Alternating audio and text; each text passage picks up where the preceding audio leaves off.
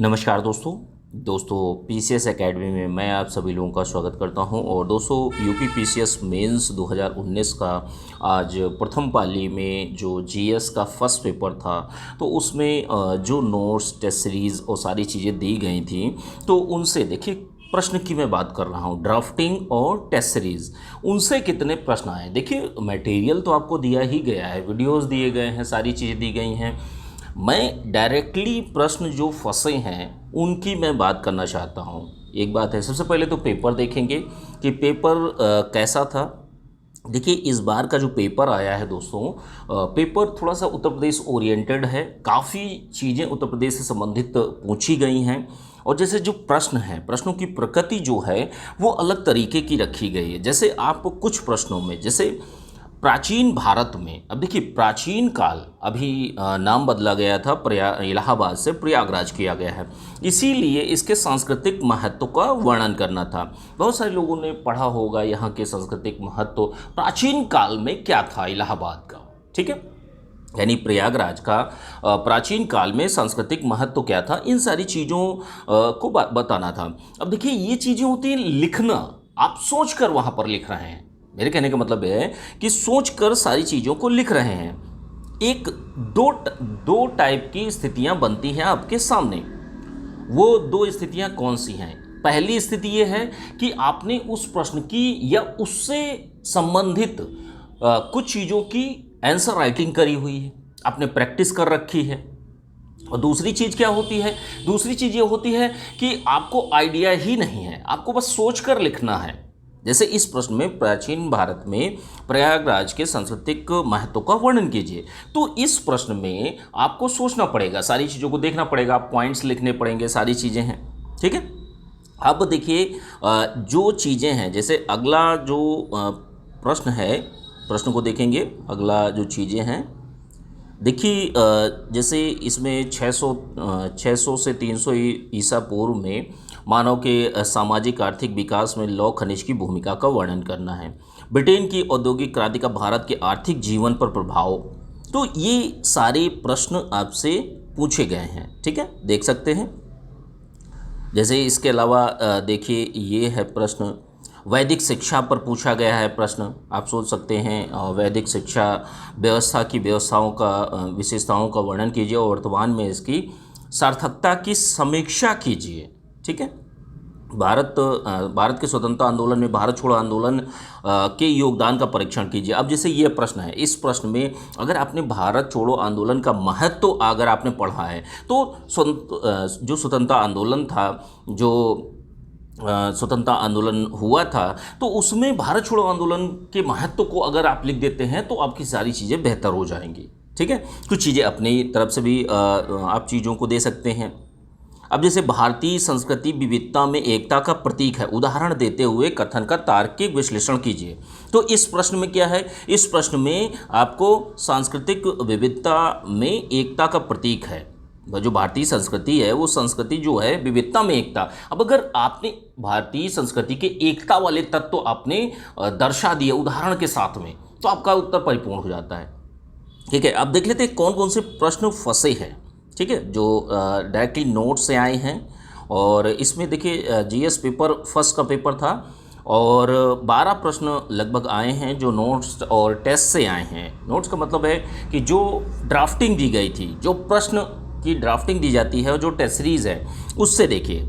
तो सबसे पहला प्रश्न ये देखिए, भारतीय सागरीय संसाधनों की संभाव्यता को स्पष्ट कीजिए। कि जैसे हिंद महासागर है और जो तटीय क्षेत्र हैं उनमें भारत के सागरीय संसाधनों की संभाव्यता को स्पष्ट करना था। अब आप देख सकते हैं, अगर जो व्यक्ति ये टेस्ट सीरीज का क्वेश्चन दिया गया था, अगर आपने इस प्रश्न को अच्छे से किया होगा तो आप ये वाले प्रश्न को अच्छे से कर ले जाएंगे। जो लास्ट क्वेश्चन है ये देखिए, महासागरों में ऊर्जा संसाधन और भारतीय तटीय क्षेत्र में उनकी संभावनाओं की समीक्षात्मक व्याख्या कीजिए, ठीक है। तो जो तटीय क्षेत्र हैं भारत में, जितने भी संसाधन हैं, ठीक है, जो भी संभाव्यता है, उनके चीज़ों के बारे में आपको बताना था। तो ये देखिए डायरेक्टली प्रश्न आपका इसमें आया हुआ है, ठीक है। अब इसके बाद अगला प्रश्न देखते हैं। देखिए, क्रांतिकारी आंदोलनों ने किस प्रकार स्वतंत्रता आंदोलन में योगदान दिया। अगर इस प्रश्न का उत्तर आप लिखते हैं, देखिए जो प्रश्न टेस्ट सीरीज में दिए गए थे वो सारी की सारी चीज़ें सोच कर मैं प्रश्न बनाता हूँ, वो सारी चीज़ें बनाने के बाद आपसे लिखने के लिए, टेस्ट सीरीज देने के लिए प्रयास कर। इसीलिए मैंने सभी लोगों से बोला था कि आप लोग जो टेस्ट सीरीज है उसको बेहतर करिए अच्छे से। अब अगर आपने क्रांतिकारी आंदोलनों में कौन है, सविनय अवज्ञा है, और आपने जो आपका भारत छोड़ो आंदोलन है, और जितने भी किसान विद्रोह हैं, ठीक है, और ये सारी की सारी क्रांतिकारी आंदोलन, स्वदेशी आंदोलन हो गया। तो ये आंदोलन जो हैं, आपने किस प्रकार स्वतंत्रता में योगदान दिया, तो आप इस प्रश्न को अच्छे से आप सही तरीके से लिख ले जाएंगे। ठीक है, देखिए इसमें आया होगा आपका कौन सा प्रश्न है इसमें। देखिए, भारत के स्वतंत्रता आंदोलन में भारत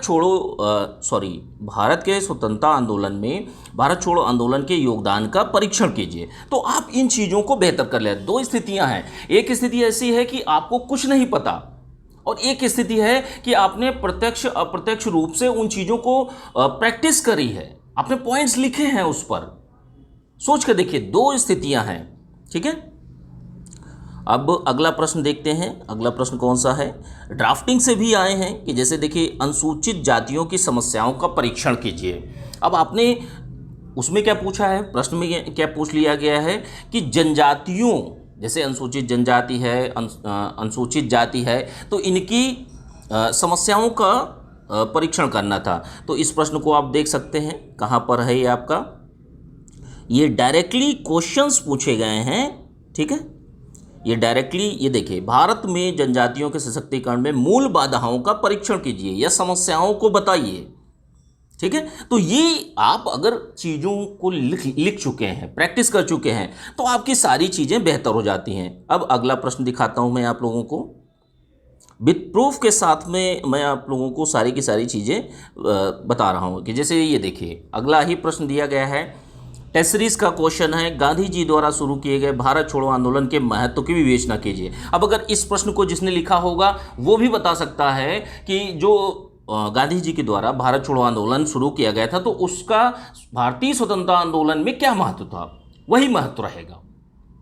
ठीक है, अगला प्रश्न देखते हैं, ब्रिटेन में घटित औद्योगिक क्रांति के परिणामों का समालोचनात्मक मूल्यांकन कीजिए। अब देखिए, यह प्रश्न क्या आया है, प्रश्न ये आया है कि ब्रिटेन में घटित औद्योगिक क्रांति ने भारत के आर्थिक विकास पर क्या प्रभाव डाला। अगर आपको इसके परिणाम पता है तो एक परिणाम ये भी आएगा कि जो ब्रिटेन की औद्योगिक क्रांति थी उसने भारत के ऊपर क्या प्रभाव डाला, यूरोप के ऊपर क्या प्रभाव डाला, अमेरिका के ऊपर क्या प्रभाव डाला, वैश्विक परिदृश्य में क्या डाला। ठीक है, अगर आप ये चीज़ें, ये क्वेश्चंस की प्रैक्टिस अगर आप कर ली होती है, अगर आप लोगों ने बेहतर तरीके से, तो चीज़ें आप क्वेश्चन के नज़दीक पहुंच जाते हैं, पूरा का पूरा साफ साफ सारी की सारी चीज़ें आप देख सकते हैं। और ये ब्रिटेन की औद्योगिक क्रांति वाला जो क्वेश्चन था, तो वो प्रश्न जो था आपका, ये देखिए, ब्रिटेन की औद्योगिक क्रांति का भारत के आर्थिक जीवन पर पड़ने वाले प्रभावों का आलोचनात्मक परीक्षण के लीजिए। ठीक है, तो ये सारी की सारी चीज़ें हैं दोस्तों, मैं आप लोगों को सारी की सारी चीज़ें बता रहा हूँ, दिखा भी रहा हूँ। इसके आगे देखते हैं, देखिए जैसे ये पवनों द्वारा निर्मित आकृतियों का वर्णन कीजिए। तो अब देखिए, पवनों द्वारा निर्मित अपरदनात्मक और निक्षेपण से जो आकृतियाँ बनती हैं, उन दोनों को पूछा गया है। अगर आपने पूरा टोटल क्वेश्चन अगर आपने किया होता, अगर आप जिस व्यक्ति ने भी जो टेस्ट सीरीज़ थी, टेस्ट सीरीज़ में अगर आपने ये चीज़ें करी हैं, ये चीज़ें लिखी हैं, तो आप उस प्रश्न को अच्छे से लिख सकते हैं। अब वो प्रश्न मैं दिखाता हूँ जो प्रश्न आया है। देखिए, जो पवनों के द्वारा, अब इसमें जो प्रश्न आया है, ये देखिए, वायु की अपरदनात्मक और निक्षेपात्मक क्रिया द्वारा निर्मित भू आकृतियों का वर्णन कीजिए। तो आप इन सारी चीज़ों को दोस्तों देख सकते हैं। सारी की सारी चीज़ें अगर आप क्वेश्चन के नज़दीक होते हैं, सारी की सारी चीज़ें आप लिखने की क्षमता रखते हैं, अगर आपने प्रैक्टिस करी है। मैं लेक्चर की बात नहीं कर रहा हूँ, लेक्चर तो सारी की सारी चीज़ें मिली ही हैं, वो तो भाई लेक्चर दिए गए हैं तो वो सारी की सारी चीज़ें मिल ही जाएंगी, लेकिन मैं डायरेक्ट क्वेश्चन की बात कर रहा हूँ कि डायरेक्ट क्वेश्चन कितने आए हैं। ठीक है, प्रत्यक्ष अप्रत्यक्ष रूप से नोट्स में तो भाई सारे के सारे नोट्स हैं और सभी लोग सभी नोट्स पढ़ते हैं। ठीक है, अब देखिए अगला क्वेश्चन जो है ये आपका ब्रिटेन में औद्योगिक क्रांति वाला ये प्रश्न है। ठीक है, इसके बाद आता है आपका पवनों वाला जो अभी मैंने बताया। इसके बाद जो आता है ये देखिए ड्राफ्टिंग से आया, भारत में विविधता के मध्य एकता बढ़ाने वाले कारकों की विवेचना कीजिए। अगर जो व्यक्ति ने इस ड्राफ्टिंग को अच्छे से प्रैक्टिस करी होगी, मैं सभी लोगों को पेड ग्रुप में जो लोग थे, मैं इसीलिए आप लोगों से बोल रहा था कि जितनी भी चीज़ें दी गई हैं वो बहुत ही ज़्यादा रेलेवेंट हैं और वो हमेशा रहेंगी जब तक ये जीएस के चारों पेपर रहेंगे, करंट अफेयर को छोड़कर। ठीक है, ध्यान रखिएगा। तो ये चीज़ें अगर आपको पता है कि विविधता के मध्य एकता बढ़ाने वाले तत्व तो कौन कौन से हैं और इसमें एग्जाम्पल भी दिया गया है, तो आप सोच सकते हैं कि आप जो उत्तर है उसको बेहतर रूप में लिख सकते हैं, बेहतर रूप से कार्यों को कर सकते हैं। ठीक है, अब देखिए ये अगला, भारत छोड़ो आंदोलन की प्रगति पर प्रकाश डालते हुए इसके कारणों की व्याख्या कीजिए। तो ये भारत छोड़ो आंदोलन भी ये सारी चीज़ें ड्राफ्टिंग के फॉर्मेट में, पॉइंट्स के फॉर्मेट में मैंने आप लोगों को दिया है। अगला प्रश्न कौन सा है, समुद्री धाराओं के उत्पन्न होने के कारण और हिंद महासागर के उदाहरण से समझाइए। तो देखिए आपको ये पता है, अगर जिस व्यक्ति ने भी समुद्री धाराओं के उत्पन्न होने के कारण क्या होते हैं, कौन कौन से कारण उत्तरदायी होते हैं, तो आप यहाँ पर हिंद महासागर पूछा गया है, जो एक्चुअल क्वेश्चन है उसमें आपका अंध महासागर यानी अटलांटिक ओशन में पूछा है। अगर आपने एक पोर्शन तो आपका हो ही जाता ना, दूसरा आप आसानी से कर लेते। ठीक है, तो ये आप देख सकते हैं डायरेक्टली क्वेश्चन फंसे हुए हैं। ये जैसे उत्तर प्रदेश में सिंचाई प्रणालियों तथा कार्य पद्धतियों का वर्णन कीजिए, भारत में सागरीय संसाधनों की संभाव्यता को स्पष्ट कीजिए। ये सागरीय संसाधनों वाला भी क्वेश्चन आया है आपका। उत्तर प्रदेश में सिंचाई जो लघु सिंचाई प्रणाली है, अगर आपने उत्तर प्रदेश की पूरी सिंचाई प्रणाली पढ़ी है, आपने प्रैक्टिस करी है, पॉइंट्स के फॉर्मेट में लिखा है, तो आप वहां पर आसानी से लिख ले जाते। वो हालत नहीं होती जैसा पहले प्रश्न में हुआ है कि प्राचीन भारत में प्रयागराज की सांस्कृतिक महत्ता को स्पष्ट कीजिए। समझ रहे हैं दोनों में अंतर कहां है? प्रैक्टिस इस तरीके से होनी चाहिए। ठीक है, और क्या है, और जैसे एक और क्वेश्चन है, हिंद महासागर के समुद्री संसाधनों की विवेचना। बहुत सारे क्वेश्चन करवाए गए हैं दोस्तों। ये देखिए अनुसूचित जनजाति वाला क्वेश्चन है आपका, उत्तर प्रदेश के सिंचाई साधन कौन कौन से हैं वर्णन कीजिए। तो ये सारी की सारी चीज़ें दोस्तों मैंने आपको विद प्रूफ के माध्यम से दिखाई हैं कि नोट्स में से कहाँ से आए हैं। समझ रहे हैं? तो ये सारी की सारी चीज़ें हैं दोस्तों, और बहुत सारे देखिए कोई भी चीज़ें नोट्स से तो बाहर नहीं जाएंगी ना, नोट्स और लेक्चर से तो बाहर जाएंगी नहीं। लेकिन यहाँ पर जो मैं बात बता रहा हूँ आप लोगों को, डायरेक्टली क्वेश्चन, जैसे जीएस का फर्स्ट पेपर है, फर्स्ट पेपर में बहुत सारे टॉपिक हैं। अब उन टॉपिक में बहुत सारे क्वेश्चन बनते हैं, उन क्वेश्चनों को फंसाना या उन क्वेश्चन को एक संभावित क्वेश्चन को देना, ये सही तरीका होता है। आप लोगों ने कल का वीडियो भी देखा होगा कि 3 जो एस्से आए थे, तीनों के तीनों एस्से जो पीसीएस एकेडमी की तरफ से दिए गए थे, 10 एस्से दिए गए थे। 10 एस्से में से 3 एस्से पूरे के पूरे कंप्लीट, और वो भी अलग अलग सेक्शन में आए हैं। आप सोच कर देखिए कि अगर यही तीनों एक ही सेक्शन में आए होते तो क्या आप लिख सकते थे? नहीं लिख सकते थे। ठीक है, तो ये सारी चीज़ें हैं दोस्तों, ये देख सकते हैं। कुछ क्वेश्चन ऐसे देखिए, इस बार का प्रश्न भी काफ़ी अच्छा बना है, और जो चीज़ें हैं अब थोड़ा सा मॉडरेट की तरफ जा रही हैं। अब पेपर अच्छा बनना स्टार्ट हो रहा है धीरे धीरे। अभी यूपीएससी लेवल का नहीं है, लेकिन अब धीरे धीरे चीज़ें जा रही हैं। तो इन चीज़ों को आप लोगों को ध्यान में रखना है। ये प्रश्न है आपके, महासागरीय ऊर्जा संसाधन तटीय क्षेत्र, उनकी जो संभावनाएं हैं उनकी समीक्षात्मक व्याख्या करनी है।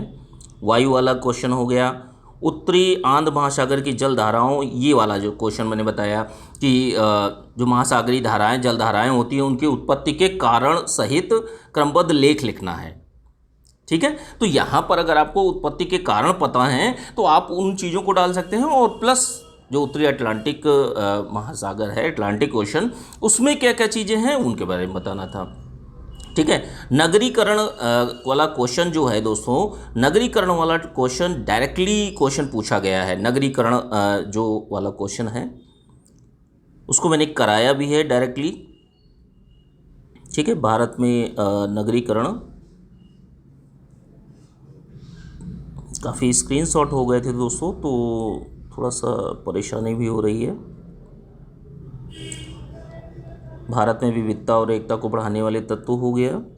ये देखिए, नगरीकरण, नगरीकरण क्या है, भारत में नगरीकरण की समस्याओं को बताइए तथा इन समस्याओं से निपटने के उपाय बताइए। डायरेक्टली क्वेश्चन फंसा हुआ है, आप देख सकते हैं। ये लाइन टू लाइन प्रश्न है जो आपका आया है। आप देखिए, जो आपका प्रश्न पत्र है, प्रश्न पत्र में आप देख सकते हैं ये सारी चीज़ों को। ये है, ये क्वेश्चन रहा, देखिए ये है आपका प्रश्न। नगरीकरण को परिभाषित कीजिए, बढ़ते नगरीकरण से उत्पन्न समस्याओं की विवेचना कीजिए। अब आप सोच कर देखिए कि जो ड्राफ्टिंग दी गई थी उससे क्या आपकी सारी चीज़ें नहीं कंप्लीट हो जाती? पूरी की पूरी चीज़ें आपकी कंप्लीट हो जाती, आप चीज़ों को अच्छे से लिख ले जाते। देखिए, मेरी तरफ से पूरा प्रयास किया गया है। अब देखिए, मेरे नोट्स, टेस्ट सीरीज और ड्राफ्टिंग देने के बावजूद अगर आप उनको प्रैक्टिस नहीं करते तो दोस्तों ये आप ये सोच समझ रहे हैं ना कि देखिए, कोई दूसरे मेहनत करने से नहीं होने वाला, आपको मेहनत करनी पड़ेगी। जब आप मेहनत करेंगे तब आपका भला होगा। कोई भी कितना भी अच्छा नोट्स दे, सारी चीज़ें यही है कि भाई हमारा क्वेश्चन पेपर में आया कितना, सारी की सारी चीज़ें। और जो ड्राफ्टिंग की प्रक्रिया है, सबसे बेस्ट प्रक्रिया जो प्रोसेस माना जाता है, प्रक्रिया मानी जाती है, क्योंकि इसमें आपको डायरेक्टली एक प्रश्न होता है, प्रश्न के बाद आपके 8, 10, 12 पॉइंट्स मिल जाते हैं, उनको आप रट लीजिए, वो क्वेश्चन कंप्लीट हो जाता है। वो भी संभावित प्रश्न कि जिनकी आने की संभावनाएं ज़्यादा रहती हैं, और जो बाकी की प्रैक्टिस है वो आपकी टेस्ट सीरीज में पूरी हो जाती है। तो इन चीज़ों को आप लोग देख सकते हैं, सारी की सारी चीज़ों को बेहतर रूप में देख सकते हैं कि कौन से प्रश्न। ये देखिए, उत्तर प्रदेश में लघु सिंचाई परियोजनाओं का सुधारण सहित विवरण दीजिए। उष्णकटिबंधीय चक्रवातों की उत्पत्ति सागरीय भागों में होती है, स्थलीय भागों में पहुँचते हैं तूफान क्षीण हो जाते हैं, खत्म हो जाते हैं। ये चीज़ें बतानी थी। ठीक है, ये विविधता में एकता वाला प्रश्न है। तो ये सारे के सारे प्रश्न आप देख सकते हैं। जो ड्राफ्टिंग थी, ड्राफ्टिंग की प्रक्रिया अब बहुत जल्द ही बहुत जल्द ही स्टार्ट की जाएगी, और बहुत ही अच्छी प्रक्रिया है। इसके माध्यम से आपको शॉर्ट नोट्स टाइप पे मिल जाता है, जिससे आपको लिखने में आसानी हो जाती है। ठीक है, और टेस्ट सीरीज़ भी अब 2020 के लिए सारी की सारी चीज़ें अब स्टार्ट होंगी। 2020 यूपी पीसीएस मेंस 2020 के लिए अब चीज़ें स्टार्ट की जाएंगी। ठीक है, और बाकी ये फर्स्ट पेपर का था, सेकंड पेपर का जितना भी होगा, जो भी होगा, वो मैं आप लोगों को जितना भी, जैसे इसमें ऐसी कोई बात नहीं फंसेगा तो अगर 2 क्वेश्चन फंसेंगे मैं 2 क्वेश्चन बताऊंगा। ठीक है, जितना भी। बाकी नोट्स से तो, अगर ओवरऑल नोट्स की बात करेंगे तो उससे तो फंसना ही फंसना है। लेकिन अब जो चीज़ें हैं, जो भी मैं प्रूफ दे रहा हूँ, ये सारी चीज़ें टेस्ट सीरीज़ और जो भी चीज़ें जो पेड ग्रुप में लोग जुड़े हुए हैं वो लोग देख सकते हैं। ठीक है, आप लोगों के पास मटेरियल पड़ा है, आप लोगों ने अगर पूरी ईमानदारी से मेहनत अच्छे से करी है तो आपका पेपर नो डाउट बहुत अच्छा हुआ होगा। ठीक है, चलिए ठीक है। फिर कल की डेट में दोस्तों आपका पेपर सेकंड का, paper GS mains paper second का जो भी एनालिसिस होगी वो मैं करके आप लोगों को दूंगा। ठीक है, थैंक यू।